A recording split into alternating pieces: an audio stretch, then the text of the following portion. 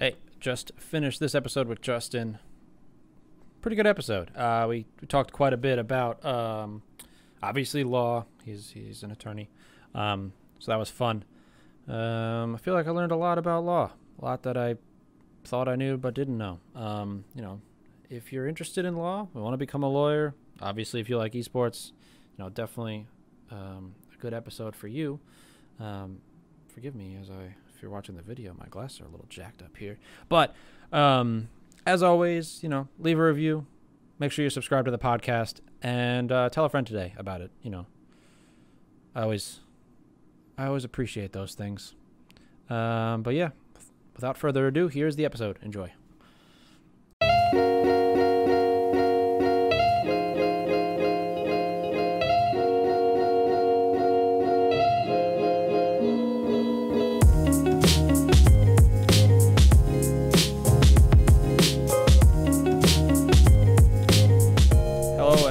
Welcome to episode number 24 of the After Hours podcast. Here with me today, I have Justin Jacobson, attorney at Jacobson Firm. I'm pretty excited for this one. I haven't done an attorney yet on this episode, so there should be a lot of fun, interesting stuff for all you law buffs in this one. So thanks for coming on, Justin. Maybe get into a little bit about what you do. Well, thanks for having me, Zach. I'm excited to talk. Cool. So I'm an esports and entertainment attorney in New York City. I work with professional gamers, streamers, shoutcasters, and different orgs and teams. In addition, I work with musicians, producers, some professional athletes, fashion designers, and really all creative people. Cool. I really handle a lot of their legal and business stuff, in particular, like the copyright and trademarks, whether it's protecting a team name or a gamer tag or a logo. We also help review and negotiate all their contracts, whether it's their player contract, a sponsorship deal, or any kind of licensing arrangement. And recently we've been really expanding into visas and helping professional esports players as well as musicians obtain their foreign visas to come compete in the US. Yeah, I know the visa. I'm never dealing directly with players or anything like legal as far as that, but I do know the visas are definitely a big hot topic, definitely right now. And I can imagine that's brought a lot of business your way, whether that's a headache or not. We won't get into it, I'm sure, but definitely interesting, the whole topic of visas. Yeah, it definitely, especially with the new development of leagues that didn't exist a year ago or 6 months ago, trying to explain to some of these immigration officials, this Call of Duty league is really big. Mm-hmm. Their teams are spending $25 million each to play in it. Like, they're paying their kids six figures. Yeah. And just really kind of explaining to these examiners how and why these people, deserve to come in and play here. Yeah. Yeah. Yeah. So, I guess, but before we get into this a little bit further, the first question I always like to ask is, what was your first encounter with the esports space? Not necessarily was this your first job or anything like that you're working in esports, but like when did you first figure out or hear about esports as a whole?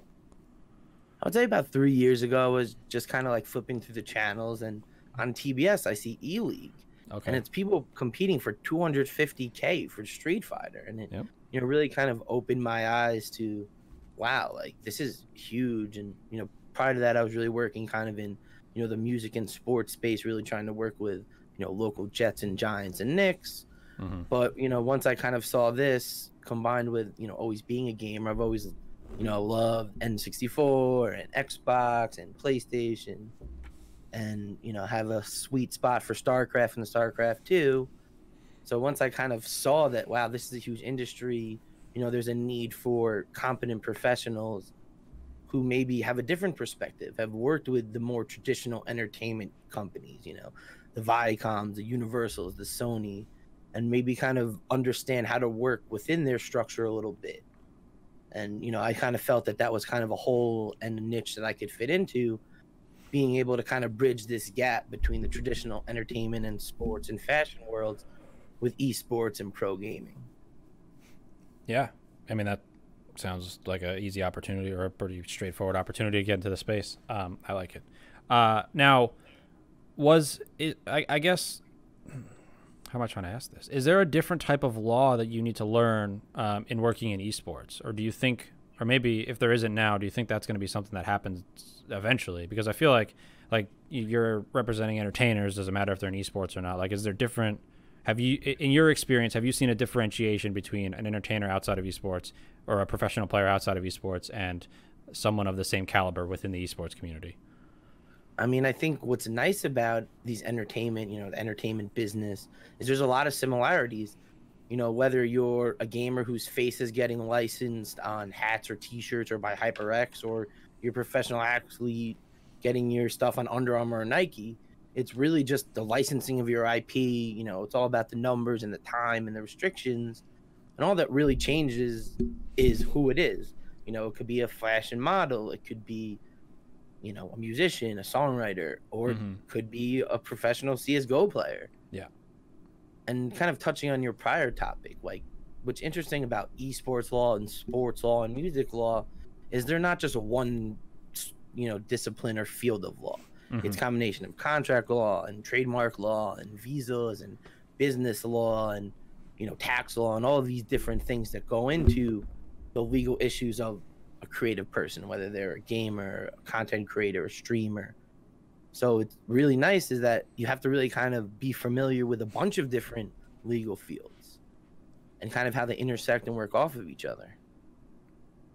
So, I guess where I'm going with this, if you are an aspiring lawyer or you're practicing law, or you're interested in practicing law, and a college student is wanting to get into the esports space, where do you think, what would be best suited for them to practice, as far as which field of law, to get some type of entry level job?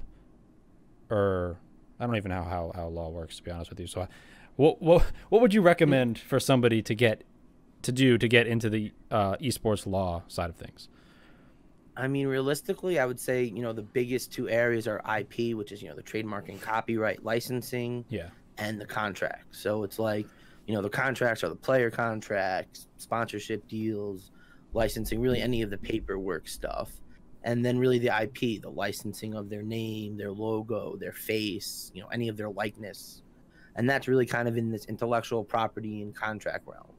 And then the visa and immigration stuff is a bit more specific, but you at least need to be familiar with it to know that you have to get this. That if you're, a Dutch citizen coming to play on a US-based Overwatch team, you need the proper work authorization to earn a salary and to kind of do these things in America. So it's like, maybe you can't actually prepare the petition and go through the application process, but you at least need to be familiar with the need for it, and that, okay, maybe I can't do this, but there's got to be someone that can, because my foreign player needs it in order to, compete professionally.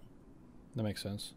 Now, do you think is there a way that someone can come out of law school and start their own practice to focus specifically on esports, or do you think it's safer to just be a part of a more established practice and like handle their esports, like, quote unquote, branch? I mean, I think at the end of the day, it always comes down to the access to the talent and the clients. You know, I've been able to go out and network and find clients and create my own, client database just based on me being me. That's not who everyone is. And, some people, it's better for them to kind of work under someone and just kind of be the worker and not actually be out there being the rainmaker, generating the deals, finding the clients. And, I think it really is a personal thing. Do I think everyone can walk out and be like, I'm an esports lawyer? I mean, you can Google LinkedIn and, see the rise between a year or two. And I get all these people messaging me like, hey, like, how do I get into esports law? And, my biggest advice is you just got to research it, network. And, I kind of started by working on the player side, representing a bunch of the players and their deals with teams. So that really familiarized myself with, the standard player contract. And then Overwatch and Call of Duty have these really formalized agreements. And, once you start negotiating a bunch of those, you start to see a lot of similarities between them. And, you kind of gain the experience and you understand what you can negotiate for, what the team may be willing to give up. And, just being able to have access to the opportunity to review these documents is, kind of the hardest part. Yeah, that makes sense. Now, I guess let's get into a little bit about what you've done, in your 3 years. I guess is there any like, what obviously that you're allowed to discuss? Are there any super interesting deals that you've worked through, or super high profile clients that you've assisted with, or anything like that? I mean, the last couple of weeks, I've been looking at a bunch of these Call of Duty player and coach deals, and just looking at the numbers. You're talking 200, 300 plus thousand a year. Like, just the magnitude of where it went from 2 years ago, looking at contracts for 2,500 a month, 5,000 a month, and then seeing Sinatra getting like 150K is like a huge deal. These kids are getting twice that. Yeah. And they're not of that level of Sinatra potential, so it's just a really amazing thing to see where the contracts are going and the way that the industry is developing around this, and the need for someone who has a specialized knowledge to come in and negotiate on behalf of these players, because all these big teams have attorneys. They're owned by most of them are owned by these big sports business or holding companies that have those big law firms on retainer, or some other well-established attorneys. And if you don't have someone in your corner, you're giving yourself a huge disadvantage. Sorry, continue. And then just kind of something that's been like a personable thing to me is the NBA 2K league has been a league that, because it's in my backyard in New York, and I'm a really big fan of the game and playing it, I really kind of got myself involved in that league, representing some of the players in it, and now kind of assisting kind of just the marketing and development of the competitive scene. And it's kind of become pretty important to me. Yeah, I totally can understand that. Now, do you have experience in the 2K like realm at all, or is it more just the fact that the ease of access to it is right there for you, and that's kind of what helped you gravitate towards it? Or did you like grow up playing 2K or whatever? Yeah, like I've always played 2K, and man, I've always been like a football and basketball guy. So like, I'm not going to deny that before the day starts, I get a game of 2K in, and when I get home, I may or may not play another game. But I hear that. I just really like the game. I like kind of the demographic, and you have Beats and Jordan and like Nike, and just like a lot of these urban couture, cool lifestyle brands. They have Supreme and Sprayground backpacks. So I really like the whole culture that's created around the game. And I kind of see it a lot in the kind of players that play it professionally, is they love hip hop music and what's going on Netflix, and the new Jordans and the new Supreme drop, and a lot of things that I've already been working in and find interesting and I like. Cool. Yeah, that makes a lot of sense. To piggyback when I accidentally almost interrupted you. You mentioned that there's a lot of big money and like venture capital, or like big holdings companies coming into the space. I would imagine in your 3 years of experience, you've dealt with both, that high level of business and the amount of people involved with like making those decisions, all the way down through like, maybe you haven't, but I'm assuming like a smaller organization that's run by one or two people. If you have, is it easier to deal with a big conglomerate of people that knows their, for lack of a better term, knows their shit, or is it easier to, but has all these moving parts that everything needs to be perfect, and there's all these iterations back and forth? Or is it easier to work with your small organization that may or may not know, but how to best service them? I'm just trying to get a better understanding of that. Yeah, I mean, I was working on behalf of an organization, and we worked within some of the franchise bid processes, so I got access to some of these documents and financials and the vetting process. So I'm familiar with the inner workings on the high level, as well as working with teams that are just starting from the ground floor, where we're creating the entity, trademarking the name, making sure it's clear, and developing their contract. I think there's really pros and cons to both. Yeah. I think when you're working with this big established team that has all this money and this infrastructure, that they know what they're doing, but it also, everything just takes longer and ends up being more expensive, because there's more people that have to approve things, more people that are on the emails, more people that kind of have a say in things. Yeah. Whereas if you're working with a smaller org where it's maybe, one or two or, a select number of people, they're probably going to defer to you on a lot of things. And, there's just not as many cooks in the kitchen, as they say. Oh, yeah. But I think that, it kind of, each of them have their benefits, like being able to have someone that, okay, well, we definitely know that you know what you're talking about, let's just do it. Where there's some where a client who's a little bit more contentious with you, where it's like, okay, this is what we should do. Oh, but what about this? And, you kind of get into the statement of like, well, I think this is the way we should do it. But if you don't want to do it that way, the client's always right. But, oh, yeah. So I think that it's one of those kind of yin and yang where each side has benefits, and I like working with both of them. Cool. Yeah, that makes sense. I guess I always, get a little, have some interest in, like, does it make more sense to work with the big guy that's got the money, or the little guy that's a little bit easier to handle? I mean, at least for my side of things, that's the way I look at those types of relationships, but I'm sure maybe it's similar in law.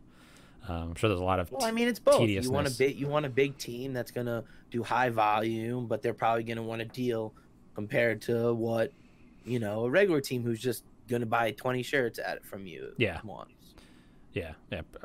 Same concept, I guess. Yeah. So to shift gears a little, well, maybe not to shift gears, but as far so what does your day-to-day look like? Obviously, you practice law. Whether it's esports related or non-esports related, what does the typical day-to-day or day in the life of Justin Jacobson look like? I mean, every day is different, except most of them do start with a little 2K in the morning. Yeah. And, a lot of it is, replying to emails, telephone calls with clients, people we're negotiating with, a lot of contract review, filing trademarks, filing copyrights. We have some litigation matters. So, handling all that stuff, which is, just really fun. And it's just, a paperwork grind, to say the least. And, it's nice that there's no real day that's going to be the same. Some days it's like nonstop calls and work, and other times it's a little bit more mellow and I have time to work on some articles or, some of the other things that I'm working on the side. Last week I actually was working with this local nonprofit that has their own esports program to help, underprivileged and underserviced people in the community. And we did a charity event for them at this local gaming place, OS. So I helped, source the venue, get a caster for it, bring in a bunch of sponsors, bring in a couple, VIPs. We had a silent auction for some signed memorabilia, and, just really kind of made it as a really nice thing for the kids, followed by, a networking event for local esports professionals. So, I'm really kind of trying to work on a bunch of different things. So my day-to-day is pretty different. Yeah, that makes a lot of sense to me. Like, I mean, I'm trying to think of like my entire working career. I feel like every job I've had prior to this has always been one of those, you never know what's going to happen type thing. There's the same goal every day, whether it's make money or get this done or whatever. Like when I used to work at Target, I was in charge of logistics. So the truck would need to get unloaded. So how it got unloaded was different every day. But it got unloaded every day. The goal was the same. Yeah. But I think that every job I've ever had, including this one, although I don't really look at this as a job, it's just different every day. But at the same time, the goal is the same. And I think that's what I love the most about it, is that there's so much variety and it keeps your brain moving. It's not just monotonous of taking a piece of paper and moving it over here. There's like actual, different situations that come in through your emails. There's different people that need to be helped. There's different connections to be made. And, I guess when you look at, technically anything can be looked at that level. If you are open-minded enough to understand that no matter what happens, you could look at it as a benefit, whether it's positive, whether the situation that comes in is positive or negative. You could look at that situation and there could be a positive to take away from it, whether it's a new connection or you learn something new, or you I don't know, you have a new experience or whatever it might be. I think there's always something positive to take away from just about any situation, which is slightly more entirely unrelated to this and more life, but well, it's good. I like to say you got to learn a new thing every day, right? Yeah. I'm learning new things every day. Yeah. And that's, whether it's reading stuff on Twitter, different articles, it's, I think that it's important to always be, educating yourself. Oh yeah, personally, I'm trying to get more involved in the educating myself type of thing. Every couple weeks, I go to tell myself I'm going to start reading every day, and we're going to go through, a handful of books a month. I read in the summer when I'm at the beach. I read all day, so I need a little relax from that. Oh, I hear that. Yeah, I don't know. Education definitely important. Definitely trying to educate yourself daily if you can, whether it's little or big or whatever. Just something you could take away long term. Definitely important on a daily basis. So how do you see, or I'm sorry, what are your personal goals for, I guess, both for your firm and for your personal brand? In 2, 5, 10, maybe not 10. 10's a really long time in esports, but like 2 to 5 years. Like, what are your quote unquote short-term goals for your personal brand and for your firm within esports? I mean, we definitely want to, continue to provide, an alternative and someone who's kind of on the other side of the equation. And I really want to continue to develop the educational side of esports. How we kind of started earlier about if I'm a college student, how do I get into esports law? How do I become an accountant who helps esports players? A financial advisor whose portfolio includes professional gamers. So I really kind of want to help on the educational development side of the industry, teaching the next generation of people that want to get into it, because realistically, the industry is only growing. The need for professionals, whether they're accountants, attorneys, agents, managers, all the gauntlet of professionals that are in every other talent-driven space, there's going to be a need for that, and there's going to be a need for new kids that want to get into it. The same way, I went to law school for entertainment and sports law, and hundreds of other kids have done that over the years. There'll be kids going for esports and pro gaming law and, wanting to specialize in that area. And, I've actually connected with, this CPA who was a former Dota player and is now helping a bunch of his friends manage their money and get proper insurance and, help set up bank accounts and savings accounts and all these things that to me are pretty straightforward that any businessman would imagine. But this doesn't come natural to most of these kids. Most of them are not that experienced in business. Most of them have not really had formal jobs at that point. So thinking about taxes, especially if you get this big wad of prize money, realizing, I have to put a third or 40% of it away and, all these other things that come with it.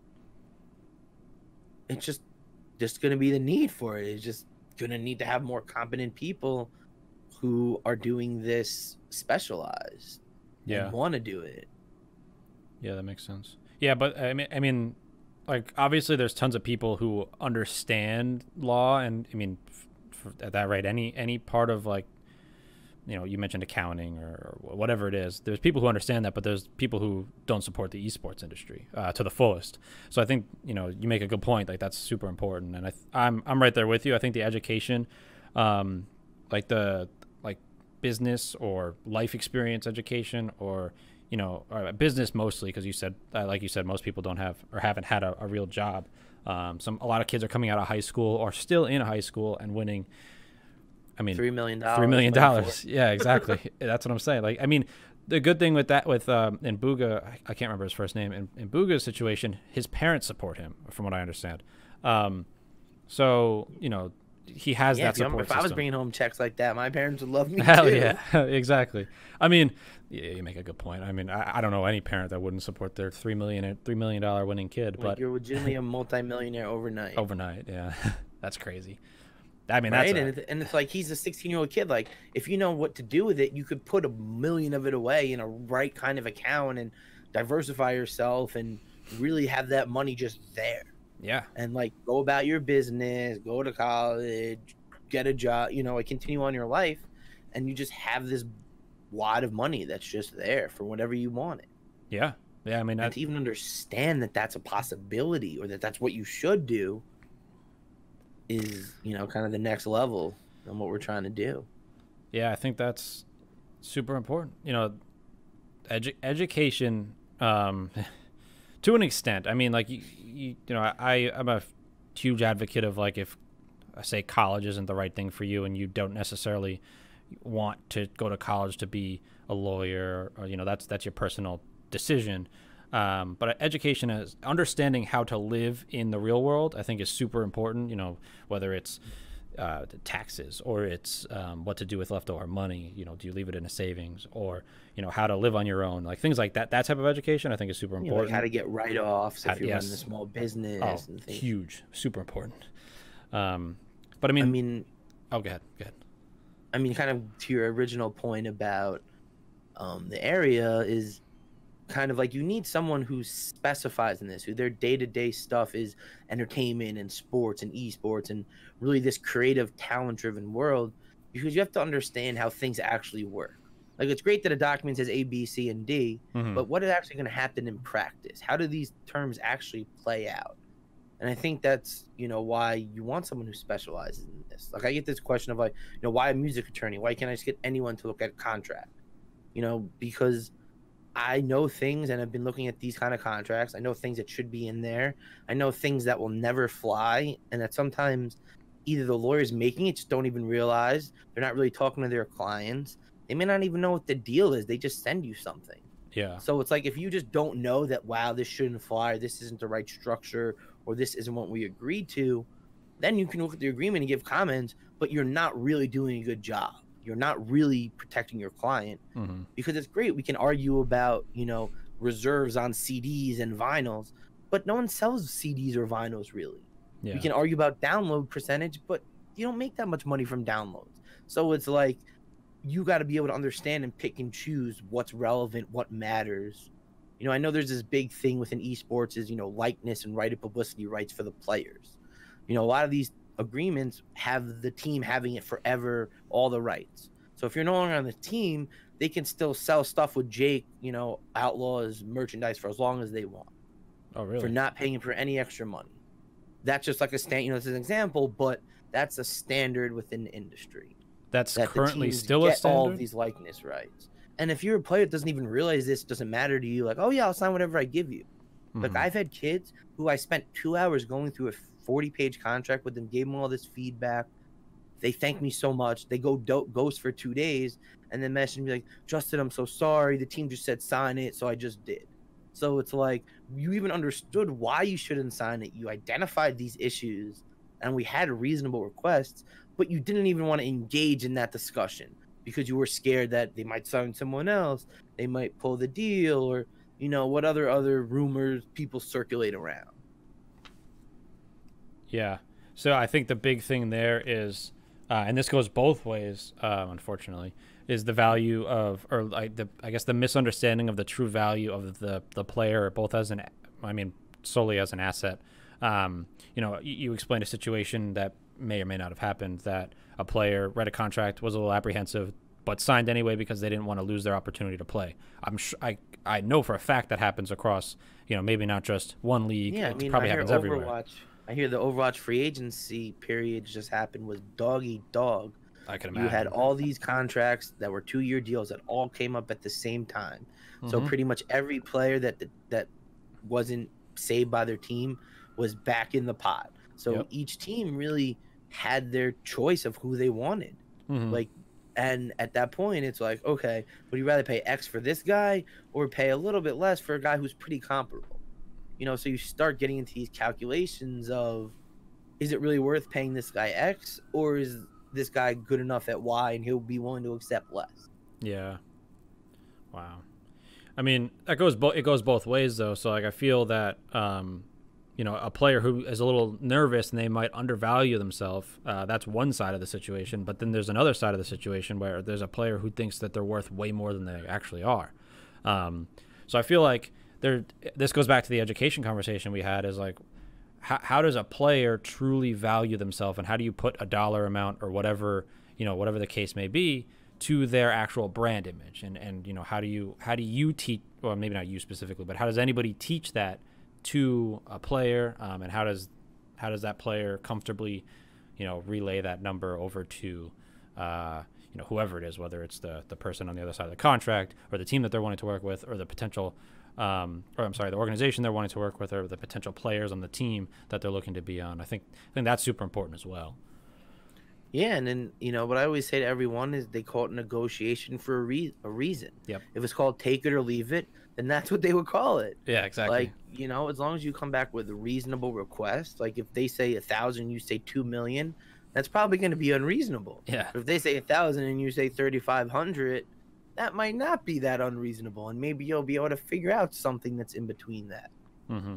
Yeah. And it goes back to this, prior experience in the field of knowing what you can ask for, knowing what the going rate is for other comparable players, being able to know, okay, well, this team is giving all these other players this clause, so why wouldn't my guy get it? Yeah. So it definitely is a combination of the knowledge and also the practical experience of, looking through all of these contracts, seeing what you can push for, what they're pushing back on, what they're not really focusing on. And that really helps you as you go forward to do more deals.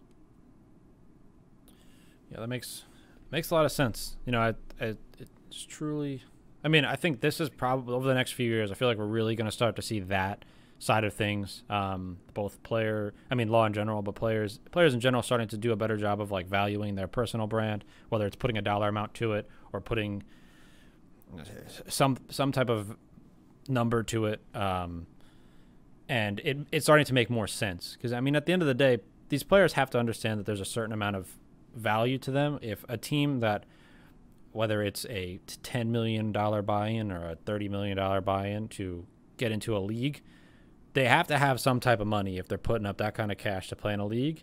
You shouldn't be cheaping out on getting a player for a couple $100 a month. Or obviously that's not a real situation, but I'm sure anybody can understand what I'm getting at. Like, you definitely don't want to cheap out on your players because you bought into a league around those players. So I feel like there's a lot of ways we can go with this. Yeah, I mean, I think that what I always say to, like, how is it going to get bigger? I'm like, someone that matters a lot is going to have to get, screwed out of a lot of money for everyone to perk up and be like, oh, whoa, well, what does my contract say about that? Like, oh no, like if it happened to him, it could happen to me. And, yep. This Tfue and FaZe Clan situation is, going to be the first interesting one. But realistically, like most of these things, it's probably going to settle out of court. It's probably going to keep it out of the front page because it's probably not good to have a ruling one way or the other on this kind of situation. And, it's just probably a leverage kind of thing. Yeah. As we haven't really heard about it in a long time. That's true. And now, like it was initially like they were back and forth. Like Tfue came out, then Banks, and sparring back and forth, and then it just stopped. Yeah. And now it's been several months since anyone's mentioned it at all. So, as someone who's involved in these kind of litigations, especially, the kind of money and precedent that's at stake, most of these bigger companies would rather just figure out a settlement. What's it going to take to make this go away? Are we going to spend 6 figures litigating, or are we going to give it to you? And then these are kind of the calculations that you have to make of, do we really think we're going to win? What's our potential exposure? And, what is this going to do for the rest of the industry? Right. I don't know if every contract is the same, but, especially in North America, they're all made pretty much by the same person. Is that true? I mean, you worked at Infinite, so you know who made the paperwork. That's true. Well, to an extent. You can go look at his website. Yeah. It's pretty much the who's who of orgs. Yeah, that's true. I'm not. I mean, outside of being within Infinite, like I've never really seen player contracts or anything like that. Just mostly because I just work with apparel. I don't really deal with the players and the teams. It's mostly just, we do what we do. We keep our head down. We do our thing, and that's pretty much it. But yeah, I did not know that is legitimately all the same guy. It's interesting. I mean, it's, there's a few people, but like a lot of it is based on the same principles and the same kind of clauses that he's outlined. And I guess it makes sense. A lot of teams have just kind of adopted it. Do you think, I guess, do you think there's like an opportunity there for somebody to come in and be like, I'm going to redraft all these you know, it might take me 6 months, but I'm going to redraft all this, and like now my contract is the staple contract that everybody's going to be going off of, or whatever. I mean, that's kind of what I've done. I've kind of taken, what I felt is, great from a bunch of different agreements and kind of made one that I feel like encompasses everything, takes a lot of the ambiguity out of some of the stuff, and, spells a lot of things out in a bit more detail than, might be originally included. And, I think that's important as someone who, works on both the talent side and the industry, professional end of it on behalf of labels and managers, as well as the talent. I kind of am able to see both sides and understand what they need, as a label to make money, as well as what an artist or, a DJ or producer needs in order to survive. That makes sense. Now, you mentioned that you have revisited it to spell it out. Now, I've always had this question, and I've never understood it, and I don't think I've ever actually asked a lawyer, which I'm kicking myself now for not asking. Why the hell is law language so complicated? So that you could pay us more money to do it? I mean, aside from the obvious, it's just meant to be like very verbose. Like, yeah. I warn, I sign, I transfer, I give, I bequeath. Like, it's essentially just every single potential outcome. I deliver, I present. Like, every single word that describes the same action. Is that way you can't say, oh, well, you possessed it, but you didn't own it. Well, I owned, you transferred it, but you didn't assign it. Well, I transferred it, assigned it, like it kind of meant to take out some of the loopholes and ambiguity, where if you just say, I agree to do this, I warrant and agree and hereby accept, like, it's meant to really formalize and cut a lot of the loopholes and ambiguity out of things. Okay. That makes sense. Yeah, but also just so we can pay you more money. To like, for a lot of those words, probably not. Yeah. But, when you're getting paid by the time and you're also trying to make stuff as broad and encompassing and cover as many different outcomes as possible, you need to kind of have these big kind of catch-all language. That makes sense. Any and all, like, and any other related, like you have to add in these things that contemplate things you might not initially think about now.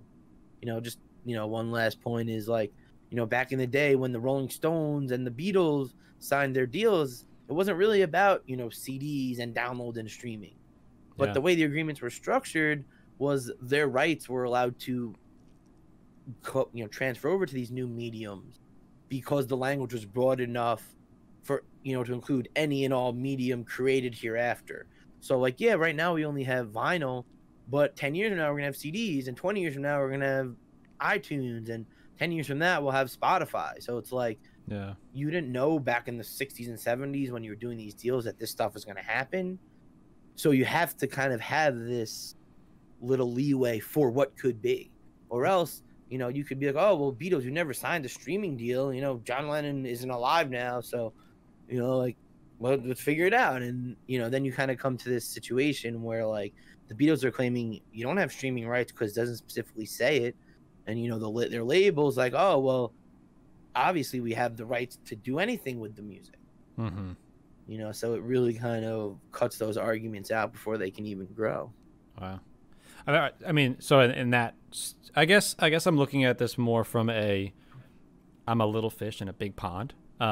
So when I look, or when I used to look at contracts, or even when I do now, and we either didn't understand them or don't understand them to the full capacity that I should, and it's like, do I want to pay a lawyer to look at this, or do I just want to look at it and hope I understand it? Like, I guess that's where it is, because at the end of the day, it doesn't make sense for me to spend X amount of thousands of dollars to have someone look at, review, and counter a contract, because whether that brings in. Well, it depends. Well, yeah, it definitely depends. If it's like a 2-page thing, like, yeah, you probably don't need someone. But if you got like a 20, 30, 50-page deal that's multi-years and it's very broad and encompasses a lot. Yes. Like you said, you don't know exactly what everything means. You might not understand the long-term ramifications of something. Yeah. That goes back to the gamers not understanding their likeness rights, or even that this is a value. That, yeah, right now when you're signed to his Overwatch team, maybe you're not the well-known guy, by the end of the season, you could be a superstar and win the championship, and now HyperX and Rainer and all these others in Turtle Beach, and everyone wants to talk to you. And now your likeness is actually valuable. Yeah. But if you didn't really envision or create that kind of carve out or exemption, you kind of, that's it. That's all she wrote for a lot of people. Like, that's the worst feeling when you get a client that comes in and look at the contract and it's like, yeah, this is a really good contract, or it really doesn't say what you think it said. Like, I had a person come in and had an agreement with the producer that the producer owns all the music, and she's like, oh, well, I want to use the music. I'm like, well, it says right here that he owns all the music. Like, oh, really? I'm like, yeah, it says it. You agreed to it. Like there's nothing I can do about it at that point. Like, yeah. Wow. Unless they do something, unless you were intoxicated or they held a gun to your head when you signed it, it's probably going to be enforceable. Wow. And it's like, you're saying, wow, because like, oh, like, when you get to the point where it's like a really big deal, maybe you have a foreign distributor that to be a multi-year deal and there's a big advance involved and there's a whole recoupment of royalties. You want to make sure that it's structured perfectly, that everything is written out perfectly, that the foreign, we know how sometimes stuff go in foreign accounting, especially when you're using, factories in Asia that you probably can't communicate with as much. If everything is not really written in black and white and really explained thoroughly, you may put yourself in a position where, like, it doesn't say you have to do A, B, and C. It only says you have to do A and B. And, maybe you intended it or thought it said C or assumed it, but unless it actually does, then it doesn't. Interesting. Very, very interesting. I'll tell you right now, there was like a 2-year period when I was in probably either middle school or early high school where I thought I wanted to be a lawyer. At one point, I cracked open a book. I was like, you got to learn this, this, this, and this, and you have to do public speaking. I was like, I don't memorize things well, and I don't necessarily. I guess if you're at like a what is it called when you like are transactional law firm? Like, yeah, like the lawyer in the office next to me, he never goes to court. All he does is paperwork, doing contracts, making wills, filing most people is transactional lawyer. Like, I've done a few litigation, but I'm not an everyday court warrior like some other people where there's the clipboard lawyers where they go and they have a clipboard of appearances and it's like, oh, we have a 9, a 9:30, a 10, Damn. break for lunch, come back. Like, that's not who I am, but there are lawyers who like that. Okay. So it's really kind of like what you like. Like, I would hate that. I would hate to be in a courtroom every day and deal with the clerks and the judges and the whole really strict system. I love the ADR, arbitration, dispute resolution, these, alternative processes where you negotiate a settlement without the constraints of, the rules of evidence and, all these, what you can actually submit as an exhibit and all these different rules that come into play when you're involved in a court case. I wonder if my life would have rolled out a little bit differently if I knew all this. Because I just at one point I watched a lot of Law and Order SVU. The example. See, yep, pretty much. Yeah. So I was like, oh yeah, I don't speak publicly really well. I don't really like to stand up and talk and like present a case. So I'm not gonna be good at this, that's for sure. So that was my thought process. But now we're here, and now I know otherwise. So I'm definitely it's not never looking too late to learn. Well, I don't know if I'd go back to that interest. I'm definitely interested in law to an extent, but it's just so big. There's just so much. Well, I don't know every law in the world. That's true. Or, like I know what I know, and I'm not gonna do a criminal case. Like, if you are, have charged with manslaughter, I'm not gonna defend you. Like, if you have a product liability case because you use something and you use wrong and it cut your finger off, that's not what I do. Like, I would refer you to someone who that's what they do. So it's like you got to pick and choose what you like. Yeah. And I always love entertainment and creative people and kind of helping them achieve their goals. So I felt like this really fit me nicely. Yeah, that makes sense. Yeah. I guess some people work with banks and finance law, and like all they want to do is read huge stacks of paper and mortgage forms and just be pushing paper without interacting with people. Whereas I'm, consistently interacting with people pretty much 24/7.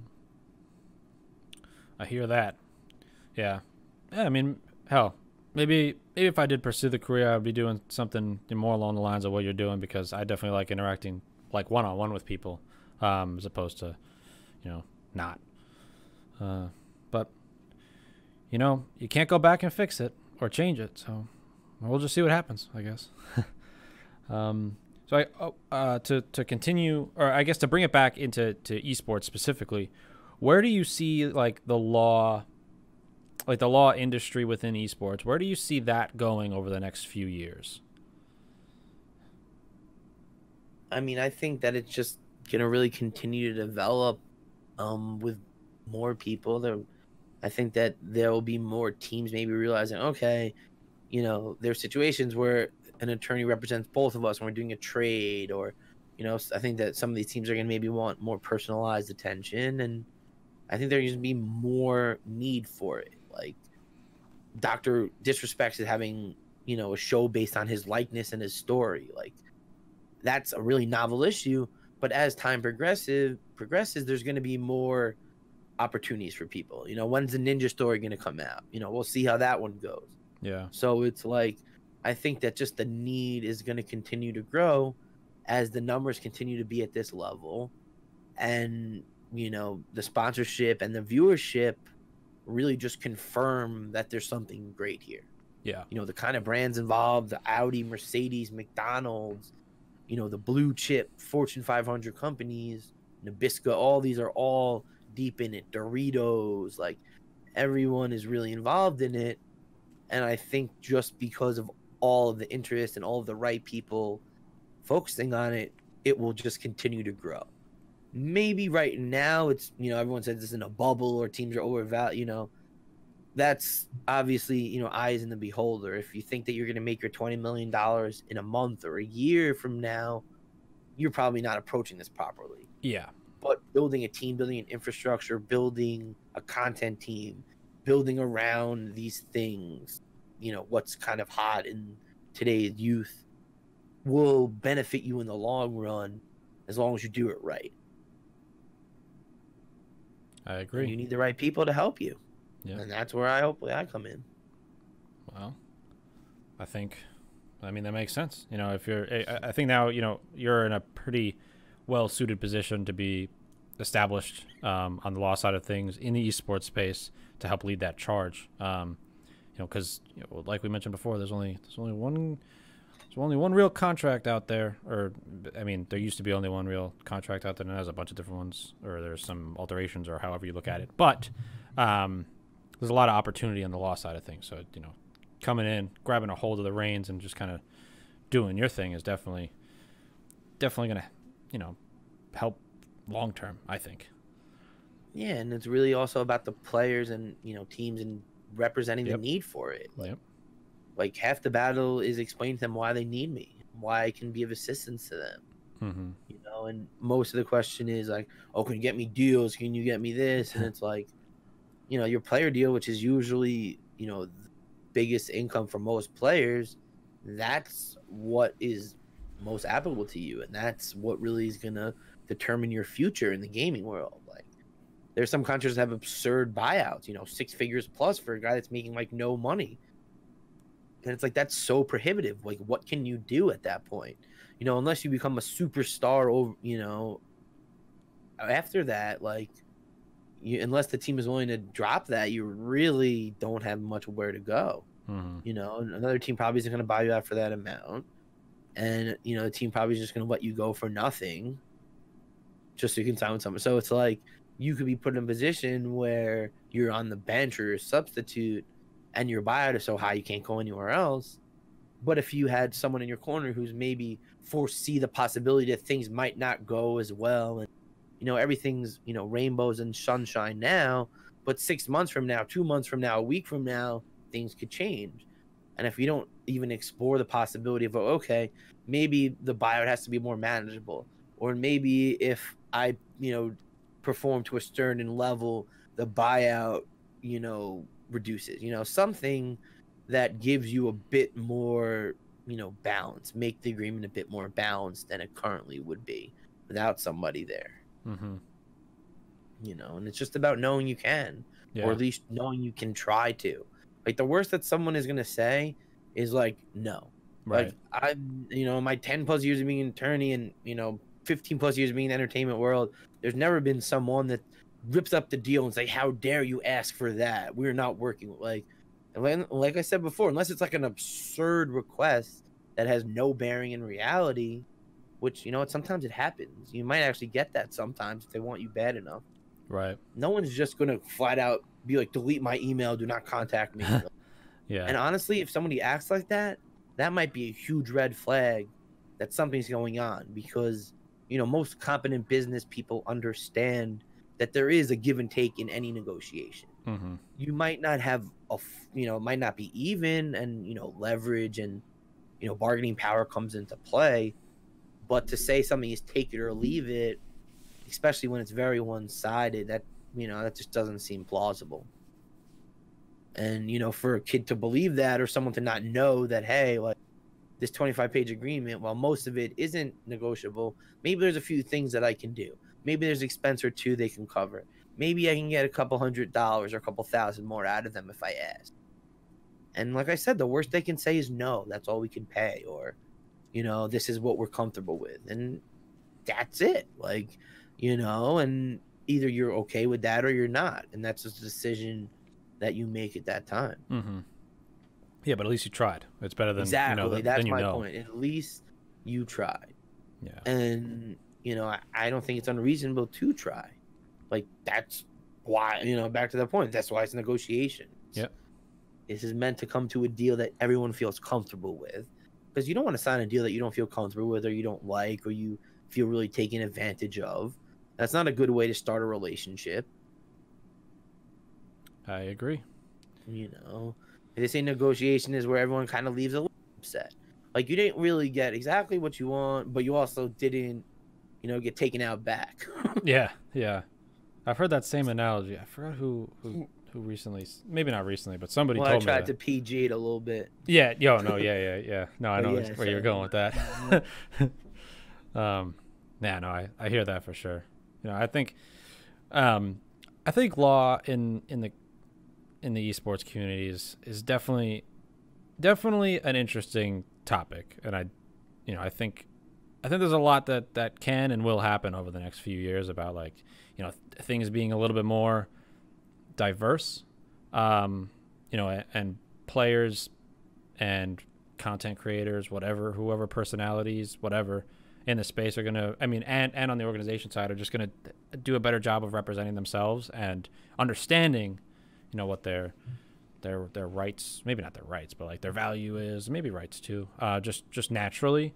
And hopefully I start to understand that it's really important to spend that extra couple dollars, or, depending on who you're working with, spend that a little extra money to actually understand what you're signing, or what you're sending somebody, or, spending that extra couple dollars to build a better contract, or whatever the case is. I think, I'm excited to continue to watch, the law side of things and see what happens over the next few years for sure. Yeah, it's going to be very interesting. And, we're going to see how it all plays out, and that people really see the need for it, to at least have some third party giving you some competent advice, whether it's, attorney, an agent, a manager, someone that's just really familiar with the industry. Mm-hmm. Otherwise, you're putting yourself at a huge disadvantage. Yep. Yeah, I agree. Cool. So I covered, I think I covered all the topics I wanted to ask you, go through. We covered, your history, how you got involved, where you see the future, what you do on a day-to-day basis. Was there anything that we didn't cover that you were interested in getting off your chest, or just talking about in general? No, I really think that, we really kind of discussed a lot of things, and, kind of just harp on my point again is, there's a reason that people specialize in this area and that are familiar with these things. And, I've worked in Overwatch, Call of Duty, CSGO, Fortnite, Gears, Halo, Rainbow Six, even have a Minecraft client. So it's like, there's a lot of different areas, and every game has different, levels, different payments, and different requirements. So it's really takes someone who really deals this on a day-to-day basis to understand the nuances and be able to protect you. And as the numbers grow and as this becomes a really viable profession for more people, the need to do it properly, to approach it like a business, continues to grow. Yeah. Yep. I agree. What didn't we? I guess the most important part of the entire episode is the shameless plug part of it. So if anybody either needs to be represented or wants to talk law or esports in general or whatever, if they want to get a hold of you in any capacity, what is the best way to do that? Definitely follow me on Twitter, Justin J ESQ, or go to jacobsonfirm.com, JACOBSON firm.com. We have a lot of useful industry articles, and we're always down to help the community grow. So feel free, my DMs are open. Just shoot me a message, and we'll take it from there. Cool. Well, I think having said all that, that sounds like that's a good place to end it. Thank you, Justin, for coming on. Like I said in the beginning, I think this is the first law related podcast, so definitely a lot of fun. I think this will bring a lot of value to some people in the space. As always, if you are not subscribed to the podcast, please do so. If you haven't left a review, do that also. And then if you haven't told a friend this week, tell a friend about it. Just help me grow this thing. But other than that, I'll catch you guys in the next one. See you later.